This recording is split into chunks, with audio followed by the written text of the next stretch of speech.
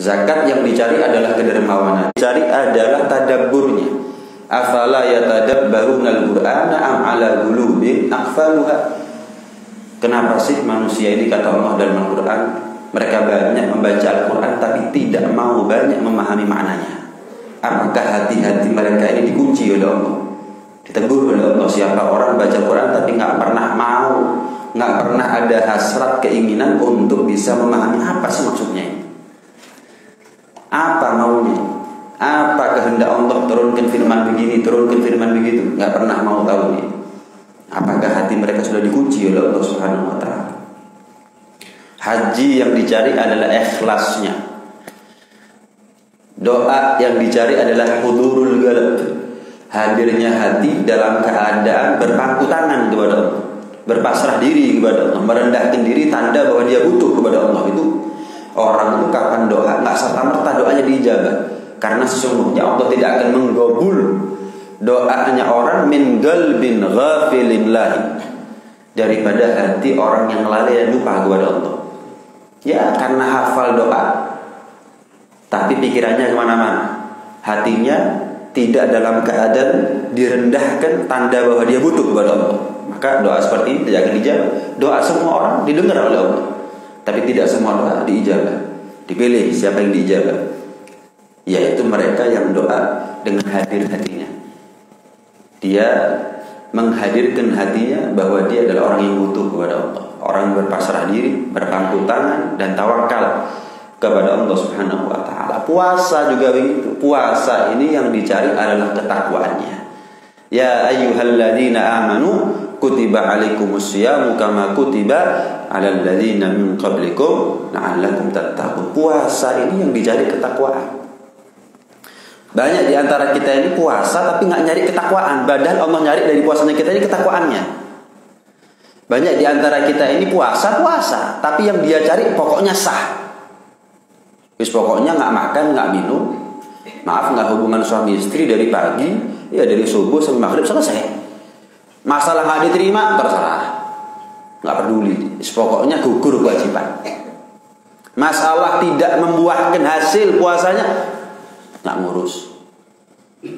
Padahal kan sepatutnya buat kita untuk menuntut diri kita apa yang Allah tuntut terhadap diri kita. Jangan Allah minta kita melakukan A tapi yang kita lakukan B, maka ibadah kita ini nggak akan pernah membuahkan hasil. Allah perintah kita puasa, yang Allah tuntut dari diri kita ketakwaannya, tapi kapan kita puasa nggak takwa, nggak ketemu. Saya mau tanya, orang nandur itu yang ditunggu apa? Panen atau hasil, kan begitu. Di mana-mana gitu. Ibadah kita juga begitu. Apapun ibadah, termasuk puasa, yang kita tunggu ketakwaannya. Kenapa? Itu yang ditunggu oleh Allah Subhanahu wa Ta'ala.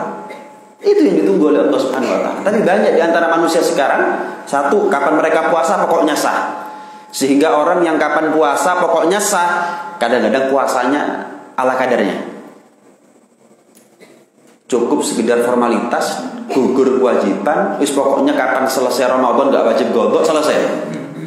Mau diterima atau enggak, mau nanti membuahkan ketakwaan atau enggak ngurus. Sehingga biasanya orang seperti ini, ya memang perutnya puasa, tenggorokannya puasa, tapi matanya belum tentu puasa, mulutnya belum tentu puasa dari apa-apa yang diharamkan oleh Allah Subhanahu wa Ta'ala.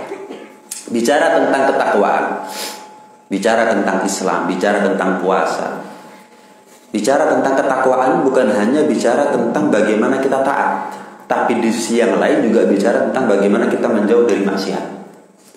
Kata Al-Imam Al-Ghazali radhiyallahu ta'ala anhu wa ardhah dalam kitabnya Bidayatul Hidayah, ad-din syatra, agamanya ada dua bagian. Bagian yang pertama disebut dengan fi'lut ta'at, mengerjakan ketaatan. Bagian yang kedua disebut dengan tarkul ma'asi, meninggalkan kemaksiatan. Adapun melakukan ketaatan yaqdir alaihi kullu ahad, setiap orang bisa.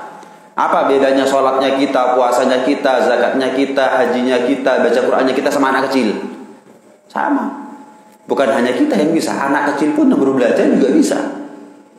Tapi kalau meninggalkan kemaksiatan la yaqdir alaihi illa siddiqu, nggak ada yang bisa, nggak ada yang sanggup nggak ada yang mampu menjauhkan diri kita daripada kemaksiatan kecuali orang-orang yang jujur dalam penghambaan mereka kepada Allah.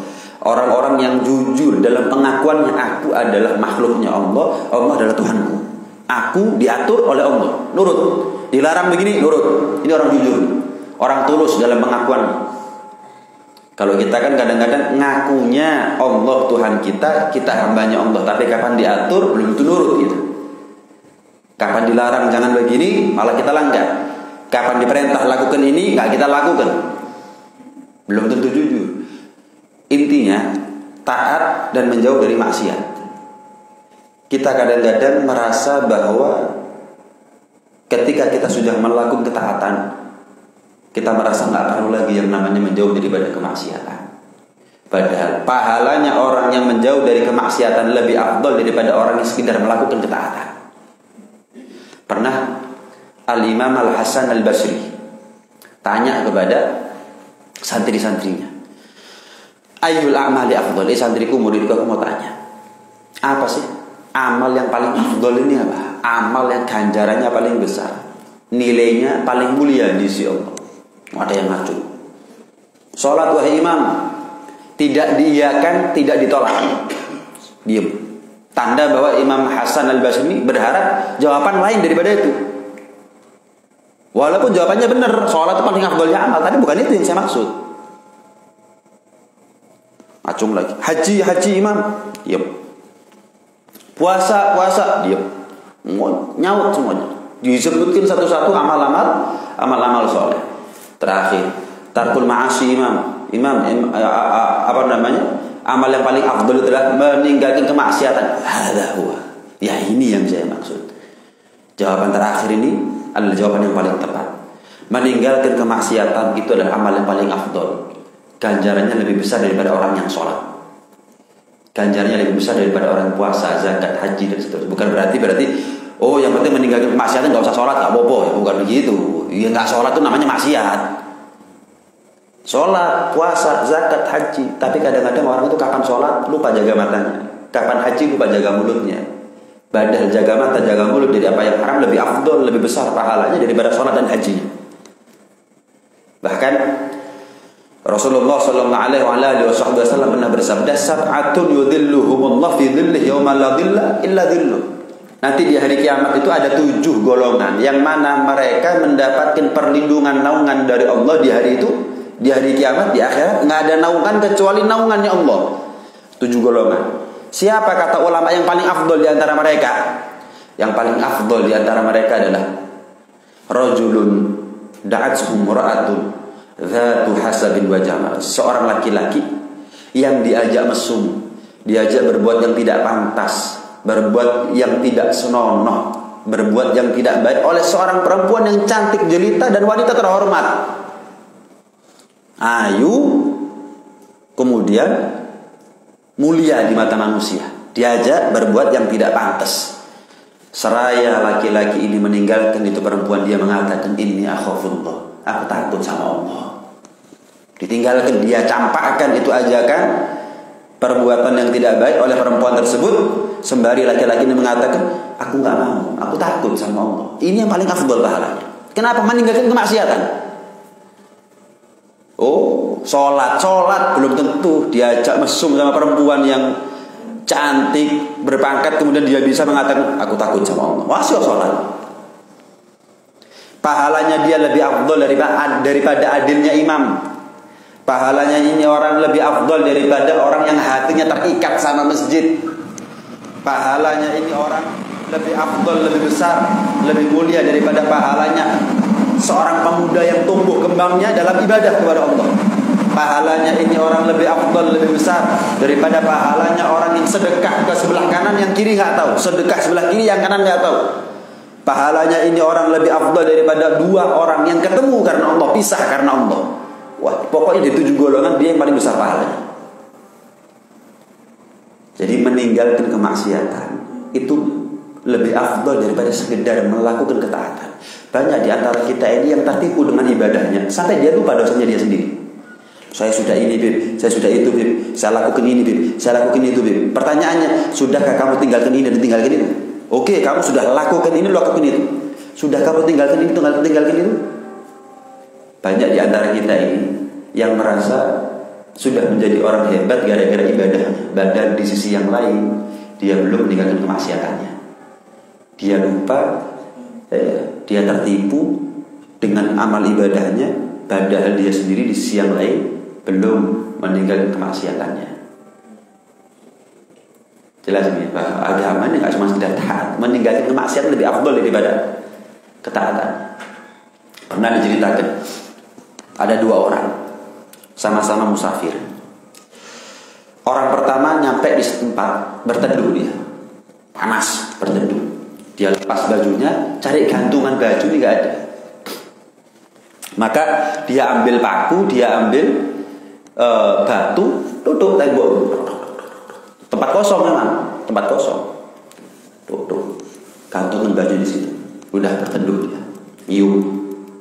Selesai dari dia berteduh, dia mau ambil bajunya. Setelah itu dia mau cabut itu pakunya. Terus dia mikir, loh, barangkali ada musafir yang lain yang dia berteduh di tempat sini. Dia butuh gantungan baju, jangan wis. Paku ini biar nancep sudah. Biar ada manfaatnya. Nanti kalau ada orang berteduh butuh gantungan baju, ada. Ini baik apa nggak niatnya dia? Baik. Orang kedua musafir, berteduh di tempat yang sama. Selesai dari hajat berteduhnya, mungkin sudah agak iup, dia mau berangkat, mau melanjutkan perjalanan, melihat ada paku loh. Kok ada paku di sini? Ini kalau kena kepalanya orang buncur ini. Seakan kalau orang nggak kelihatan, tetap buncur, cabut kan. Baik nggak niatnya dia? Baik. Yang mana lebih baik? Sama-sama baik. Yang kedua lebih baik. Kenapa? Mencegah mafsadah itu lebih daripada menarik manfaat. Darul mafasid aula min jalbil masalih. Mencegah mafsadah itu nilainya lebih penting dalam urusan agama daripada sekedar menarik manfaat. Orang pertama menarik manfaat, menancapkan paku di tembok itu untuk menarik manfaat. Tapi orang kedua adalah mencegah mafsadah, khawatir ada kepalanya muncul. Gambarannya begini, kita ini bisa menuju surga dengan dua jalan: melakukan ketaatan atau meninggalkan kemaksiatan. Jelas ini ya. Kita kapan taat? Mendekat ke surga. Tapi ketahuilah, ketika kita menjauh, menghindar, ngadoh dari kemaksiatan, lebih cepat kita masuk surganya. Sama-sama cepat masuk surga. Cuman yang menjauh dari kemaksiatan. Makanya Al-Habib Umar bin Hafid itu beliau mengatakan orang Indonesia ini lebih berpotensi jadi wali daripada yang dia tarim yang di Hadramut.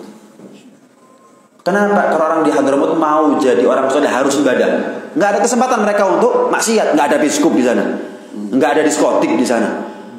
Nggak ada pelacuran di sana. Nggak ada tempat judi di sana. Jadi mereka mau nggak mau kalau mau jadi wali, ya harus ibadah sudah. Sementara untuk jadi wali dengan cara ibadah itu berat. Prosesnya lama. Orang Indonesia wes lakonono sing wajib tapi sing haram atono. Lebih cepat jadi wali daripada orang di Hadramut. Tapi Umar dia ngomong. Orang Indonesia lebih cepat jadi. Kenapa? Dengan jalan meninggalkan kemaksiatan. Biskup ada, diskotik ada, pelacuran ada, tempat judi ada. Apa yang ada ini? Di Hadramut nggak ada, Pak. Ramadan orang siang rokokan nggak ada. Di sini, tambah akhir Ramadan tambah kayak. Loh, kalau kita nggak kuat iman ketularan kita. Orang sekarang ini kalau maksiat nekat-nekat. Ada orang itu maksiat dengan malu-malu. Ada orang itu maksiat dengan terang-terangan. Kalau orang itu maksiat dengan malu-malu berarti belum nantang Allah. Tapi kalau sudah maksiat terang-terangan namanya nantang Allah itu namanya. Pernah ada seorang santri tanya sama gurunya. Guru, Kiai, Ustaz, saya mau tanya. Boleh nggak saya maksiat? Oh boleh, katanya guru. Oh boleh saya maksiat, boleh. Cuman ada syaratnya. Apa itu? Kalau kamu nggak takut mati maksiat. Kalau kamu nggak makan rezekinya Allah maksiat. Kalau kamu hidup bukan dari Allah maksiat. Kalau kamu yakin selamat daripada Israel, Mungkar Nakir, maksiat. Tapi selagi kamu hidup di buminya Allah, Kamu bernafas dengan rezekinya Allah. Kamu hidup dengan aturannya Allah.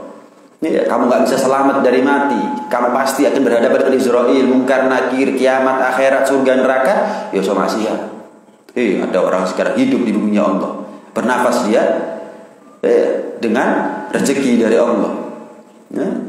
Apapun semuanya yang dia punya dari Allah, tapi maksiat dia kepada Allah Subhanahu Wa Taala. Lihat, ada anak durhaka sama orang tuanya. Saya mau tanya, anak durhaka sama orang tua fatal nama buatan? Yang lebih fatal daripada itu adalah seorang santri durhaka kepada gurunya. Yang lebih fatal dari itu adalah seorang umat Nabi Muhammad durhaka kepada Nabi Muhammad. Yang lebih fatal daripada itu adalah seorang hamba Allah durhaka kepada Allah. Ini puncak kedurhakaan. Ada orang maksiat dengan malu-malu, nyingit. Ada orang maksiat dengan terang-terangan. Yang nyingit belum nantang Allah, tapi kalau terang-terangan nantang Allah. Kembali ke topik tadi itu, ya, bahwa meninggalkan kemaksiatan itu pahalanya lebih besar. Ibarat begini, surga di depan. Kita kalau melakukan ketaatan, mungkin selangkah dua langkah kita menuju surga. Tapi kalau kita meninggalkan kemaksiatan, ribuan langkah kita menuju surga. Cepat. Kita bicara tentang puasa itu bukan hanya bicara tentang istiqomah apa. Saya istiqomah apa, saya ini tarawih witir. Bukan hanya itu. Itu sunnah.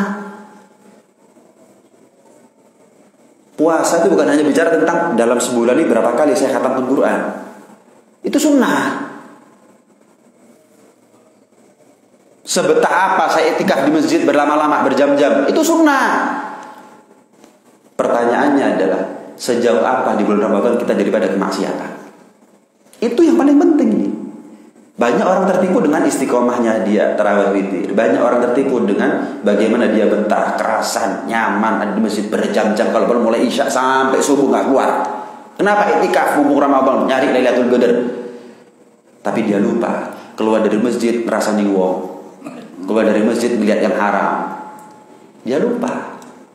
Puasa, kalau ada orang ngelakoni yang sunnah tapi ninggalkan yang haram, ngelakoni yang sunnah tapi melakukan apa yang haram, itu sama seperti orang pakai baju nggak pakai celana. Sama. Kira-kira ada orang pakai baju tapi nggak pakai celana. Terus tanya, apa fungsinya saya pakai baju? Nggak ada. Kenapa lah kamu nggak pakai celana? Kapan kamu pakai baju nggak pakai celana, nilainya kamu di mata orang sama seperti orang yang mudah belajar. Podois. Nggak ada fungsinya. Nggak ada fungsinya. Makanya Rasulullah SAW bersabda, kam min sha'imin laisa lahu min siyamihi illa al-ju' wal 'atash. Berapa banyak orang itu puasa tapi nggak dapat apa-apa daripada puasa kecuali pengalaman lapar dan haus. Wa kam min qa'imin laisa lahu min qiyamihi illa sahar. Kata Nabi juga, berapa banyak orang itu qiyamul lail tapi mereka nggak dapat apa-apa dari qiyamul lailnya kecuali hanya pengalaman kurang tidur, kurang istirahat, capek, payah, begadang. Kenapa? Tarawih, witir, malam, tarusan, itikaf. Luar biasa. Tapi nggak dapat apa-apa. Kira-kira mau nggak kita ini kerja tapi nggak dibayar? Nggak mau. Kenapa kita mau ibadah walaupun nggak dapat ganjaran? Yang kita cari dari ibadah apa sih? Ganjaran. Sama. Yang kita cari ketika kita kerja apa? Bayaran. Mana ada orang mau kerja nggak dibayar? Tapi anehnya berapa banyak orang itu mau ibadah walaupun nggak diganjar. Kalaupun ada orang kerja nggak dibayar nggak apa-apa, itu statusnya magang berarti. Magang, cari pengalaman memang. Saya siapa, Bu? Saya kerja di sini nggak dibayar nggak apa-apa. Saya cari pengalaman. Tapi pertanyaannya mau nggak magang terus itu? Sampai mati magang tok gitu? Ya nggak mungkin. Mungkin sebulan setelah itu tanya, Bos, Pak, Bu, saya ini sudah kerja di sini nggak dibayar sebulan. Kira-kira saya mau diangkat sebagai pegawai tetap atau enggak? Kalau enggak ya saya cari pekerjaan lain. Selesai. Lah pertanyaannya, kenapa kita mau magang terus Ramadannya kita? Cari pengalaman lapar, cari pengalaman haus. Ganjaran nggak dicari. Pahala, balasan kebaikan dari Allah nggak dicari. Cari pengalaman kurang tidur, kurang istirahat, capek, payah, begadang. Tapi pengalaman toh. Pengalaman toh. Kata ulama, apa yang menyebabkan orang itu puasa tapi nggak dapat apa-apa daripada puasanya? Kobong ganjarannya. Apa? Ada yang berpendapat khamsun yuftirna shaim. 5 perkara yang bisa membatalkan pahalanya puasa. Apa itu? Al-kizib yang pertama, bohong, berdusta. Poso goro, walaupun sudah buka goro. Bukan berarti goro itu nggak boleh kalau belum buka. Oleh buka terus halal. Coba saiki goro iki, kok ae mari maghrib. Poso goro, hilang ganjarannya. Yang kedua, al-ghibah, menggunjing, membicarakan aibnya orang lain. Orang yang punya kebiasaan membicarakan aibnya orang lain itu karena dia nggak bisa melihat kebaikannya orang. Yang dia lihat adalah jeleknya orang. Padahal kan sejelek-jeleknya orang ada baiknya. Sebaliknya, sebaik-baiknya kita ada jeleknya. Jadi kita nggak perlu membicarakan jeleknya orang, lawan kita sendiri juga punya jelek kok. Sejelek-jeleknya orang ada baiknya. Sejelek-jeleknya mereka, orang lain, bukan iblis, bukan setan, yang nggak ada baiknya sama sekali. Sejelek-jeleknya orang lain ada baiknya. Sebaik-baiknya kita ada jeleknya. Sebaik-baiknya kita ini bukan nabi, bukan malaikat. Jadi kalau membicarakan aibnya orang, bicarakan aibnya kita sendiri cukup. Orang yang doyan rasan-rasan itu mentalnya mental tikus. Apunten. Loh kenapa Bib? Loh iya, tikus itu masuk istana sekalipun yang dicari God. Mentalnya mental laler. Tubuh sehat yang dicari borok. Mental kecoa. Masuk tempat bersih wangi yang dicari sampah. Tuh. Sama. Kalau kita punya mata ini hanya bisa melihat sampahnya orang, boroknya orang, jeleknya orang. Ya sama dengan tikus, kecoa dan laler. Sama. Kira-kira saya mau tanya, kita nih semuanya nggak ada pengecualian sama sekali, kita semuanya punya boroknya sendiri-sendiri kan? Punya. Kira-kira dengan kita ngulik boroknya orang, apa sembuh boroknya kita ini? Tambah infeksi. Iya kan? Lalu kita ini punya sampah belum dibuang kok bingung sama sampahnya orang. Rumahnya sendiri masih bau, rumahnya sendiri masih kotor, masih najis, kok bingung sama sampahnya orang? Nanti kita dihisab sama Allah, ditanya sama dosanya kita atau ditanya dosanya orang? Dosanya kita, apa perlunya kita sama dosanya orang? Rasan-rasan. Yang ketiga, an-namimah, adu-adu. Wah, ada loh orang jahat itu ya. Jahat. Jadi kalau ngeliat orang akor tuh nggak bisa. Ada orang nggak seneng sama A, nggak seneng sama B, terus podo nggak senengi. Gak cocok sama A, gak cocok sama B. Orang kalau jahat tak dua ada lurui. Coba macam-macam be aku. Karo aku tak tuh. Lewat saya kira-kira sowen leko. Ada kepuasan batin dia.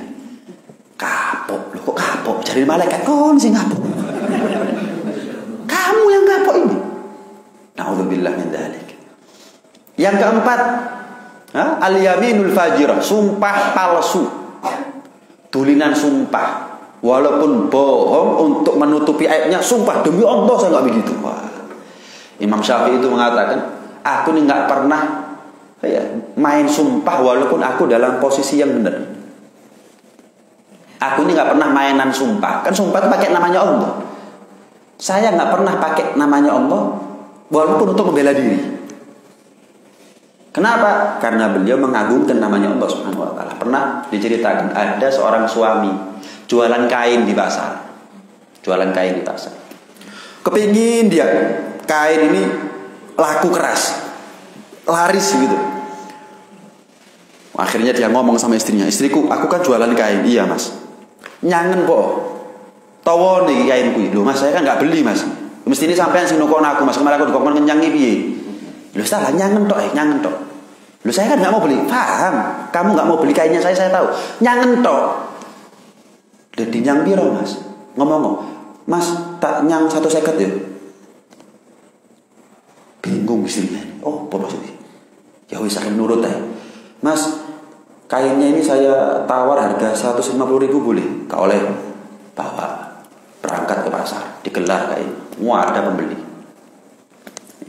"Apik, Pak, kainnya, Pak." "Oh iya, kalau sing elek ini, Mas." Berapa ini per meternya? 200.000. Waduh, larang kira 200.000 rek.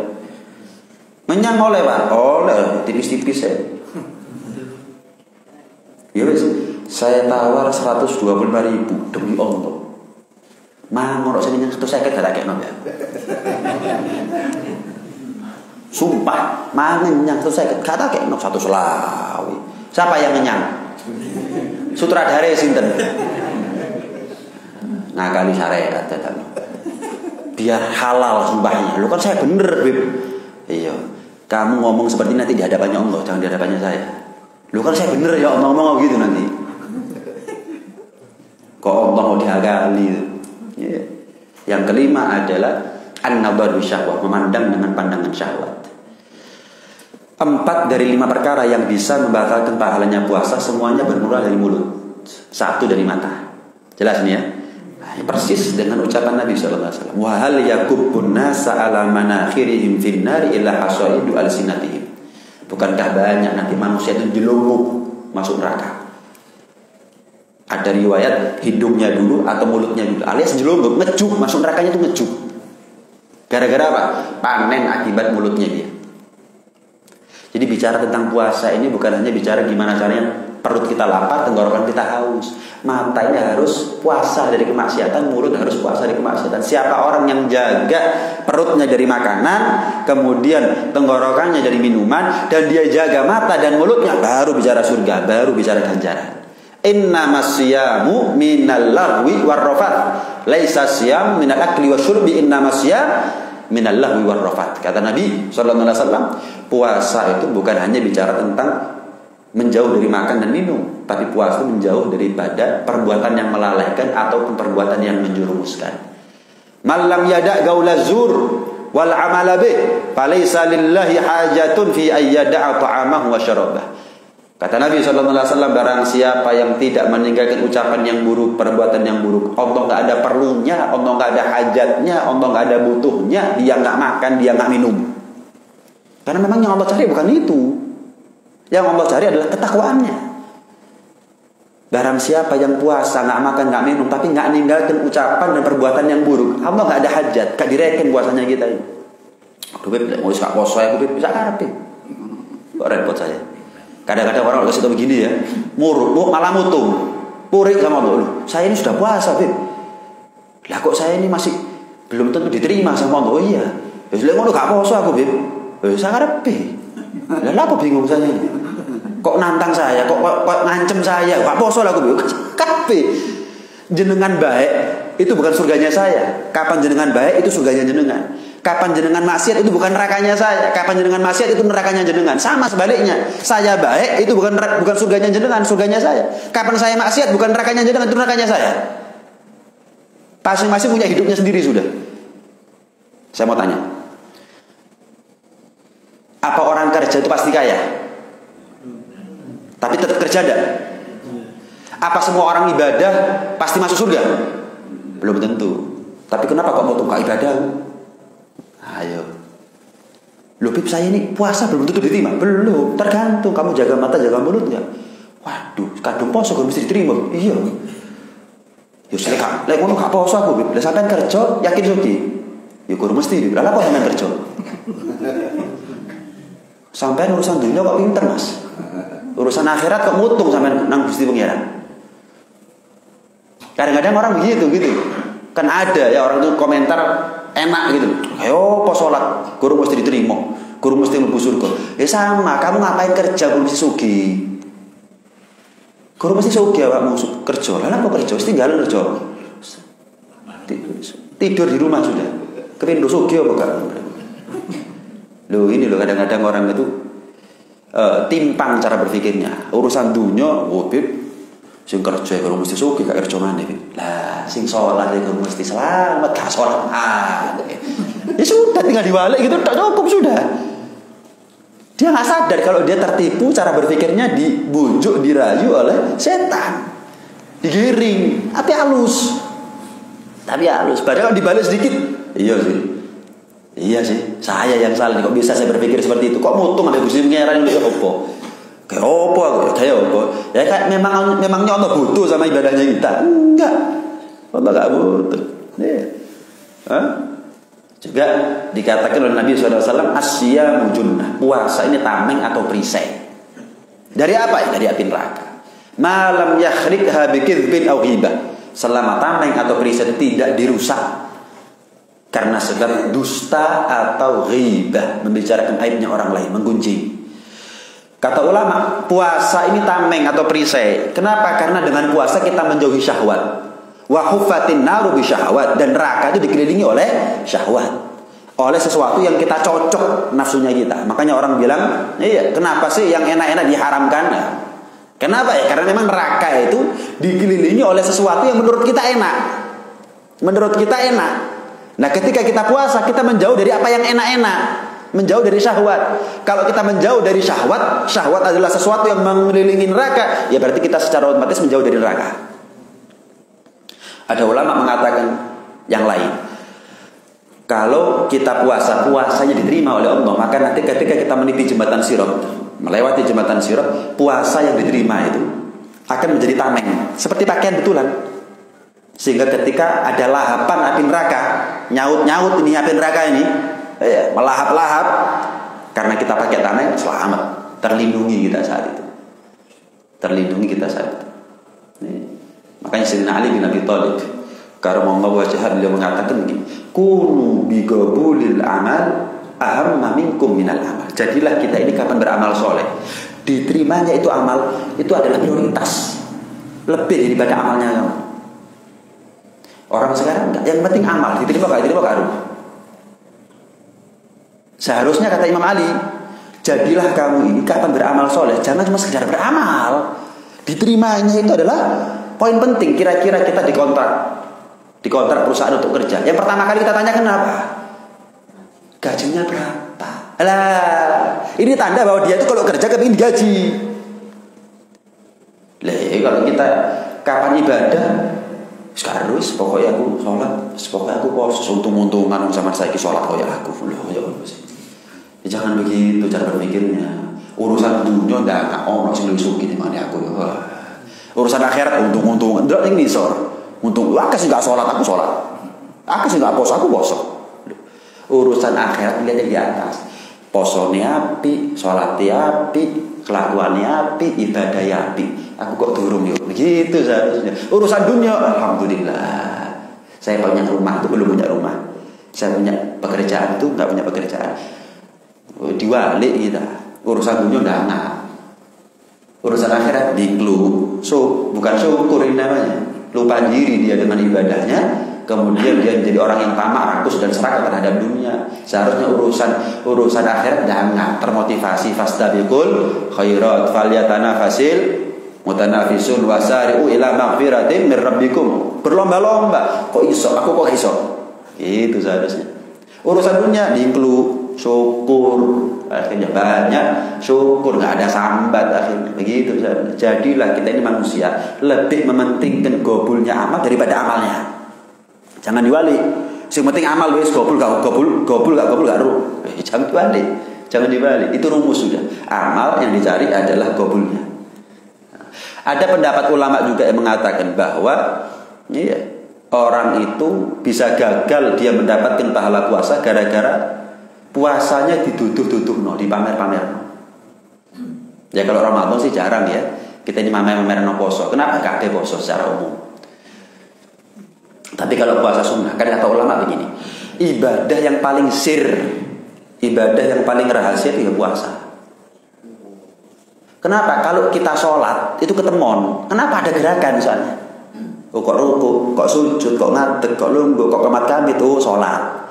Nah kapan ibadah itu ketemon, berarti pahalanya ini nggak aman. Ketemon menungso hari ini. Wah akhirnya riya, pamer, sombong, ini itu gagal, kobong ganjaran. Kalau orang sekarang malah seneng lihat ibadah ketemon. Malah seneng ibadah ketemon, lek gak ketemon, ditutup no. Dipamer-pamer no. Kalau orang itu haji umroh, mana ada orang haji umroh gak ono sing ngeru, ngurung budal seru kabeh kok. Nggak aman sudah. Tapi kalau puasa, nih contoh nih. Anda kan husnudzon saya puasa nih sekarang nih ya. Saya mau tanya, apa dalilnya Anda saya husnudzon puasa? Anda yakin saya ini puasa? Barangkali saya nggak puasa sekarang. Nggak ada yang tahu. Kenapa ya? Memang nggak ada bedanya antara orang puasa sama nggak puasa. Kalau sholat ada gerakannya, kalau haji umrah ada rukun-rukunnya, ada manasiknya. Lah kalau orang puasa sama nggak puasa bodoh, sama. Apa yang bedakan jenengan sama saya? Nggak ada. Sir yang membedakan adalah niat. Nah, niat ini amalnya hati. Amal hati bukan manusia tempatnya, Allah yang tahu. Nah, selagi amal hati tidak ditampak-tampakkan, ya selamat. Pahalanya selamat. Terutama kalau puasa sunnah. Kadang-kadang ya mau buka puasa sunnah Senin Kemis. Mau buka pergi ke warung. Oh, antri tuh. Waduh, antri. Saya duluan. Oh, aku disik teko kok sampean disik. Poso aku. Buyar guys. Ada lagi orang itu pamer ya, tapi halus. Mungkin dia puasa Senin Kemis poso. Lek gak Senin Kemis gak tau mendayo. Lek Senin Kemis pas poso mendayo. Badhe munjuk apa? Poso aku. Waduh. Halus sih rek. Nanti ke tetangga yang lain puasa. Tujuannya ditanya memang. Tujuan ditanya, lu kan saya ditanya, bebe lah iyo. Lek gak Senin Kemis sampean gak tau mendayo. Lek Senin Kemis kok mendayo. Biar apa? Sing gak ro cek ero. Poso. Imam Dawud atau itu 40 tahun puasa setiap hari. Bojone gak ro. Yo, 40 tahun puasa bendino. Istrinya gak tahu, dipikir istrinya itu suami saya punya kebiasaan kalau makan cuma 2 kali. Menjelang subuh sama maghrib wis dipikir itu makan, padahal sahur ambek buka. Cuman dia jaga. Ada lagi ulama itu.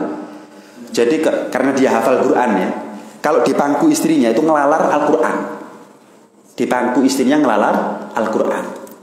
Ketika ini ulama ngelalar Al-Quran, dikatakan seumur hidup istriku aku sudah khatam Quran. Di pangkuan istriku 7 kali khatam Quran.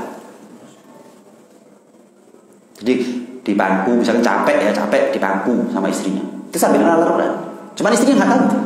Seumur hidup istrinya sudah 7 kali aku khatam Quran dengan ngelalar hafal. Subhanallah, lihat bagaimana ulama menjaga rahasia daripada amal ibadah. Kenapa lek ketemu menungso iso rusak ibadah.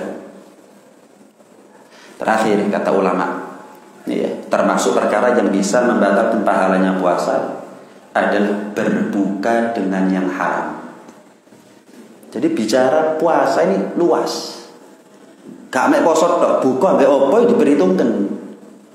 Cuma puasa tapi kapan buka nggak hati-hati. Mungkin bahannya ada yang haram atau mungkin caranya kita mendapat rezeki nggak bener.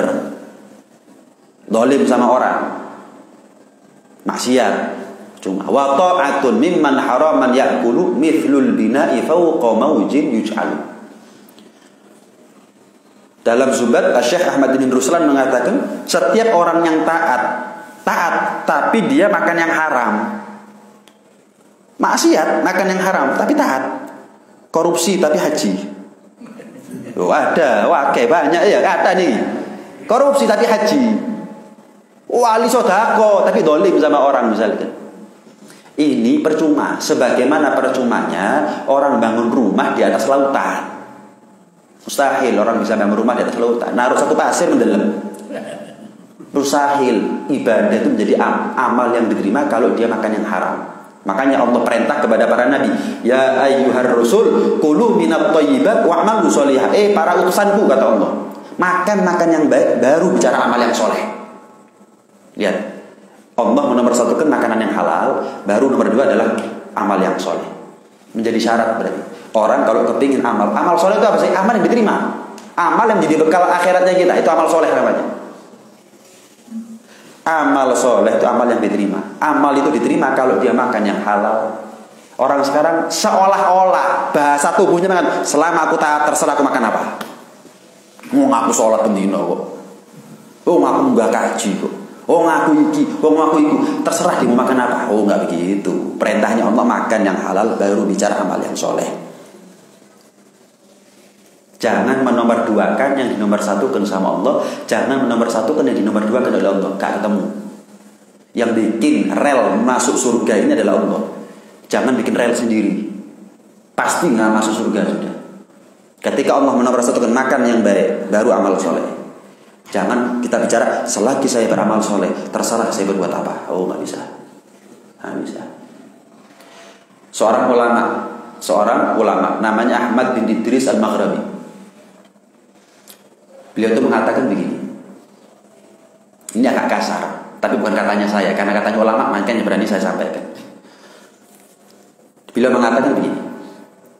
Anjing itu kalau makan nggak ngurus.